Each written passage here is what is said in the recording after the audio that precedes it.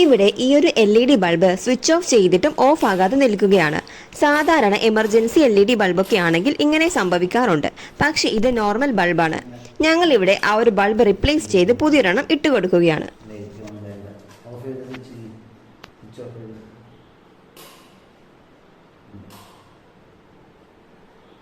സാധാരണയായി ബൾബിന്റെ കപ്പാസിറ്റർ ഒരല്പം energy store ചെയ്ത് വെക്കാറുണ്ട്. അതുകൊണ്ട് തന്നെ മെയിൻ പവർ ഓഫ് ചെയ്താലും കുറച്ച് സമയത്തേക്ക് ബൾബ് കത്തിക്കാണാറുമുണ്ട്.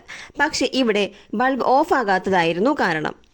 എനർജി ലീക്കേജ് ഉണ്ടെങ്കിലും വയറിംഗിൽ പ്രോബ്ലം ഉണ്ടെങ്കിലും ഇങ്ങനെ വരാം. ഇവിടെ ഇപ്പോൾ ബൾബിന്റെ ഇന്റേണൽ കോമ്പണൻസിന്റെ കംപ്ലൈന്റ് ആകാനേ സാധ്യതയുള്ളൂ. ഇതൊരു 9 വാട്ട്സിന്റെ LED ബൾബ് ആയിരുന്നു കംപ്ലൈന്റ് ആയത്.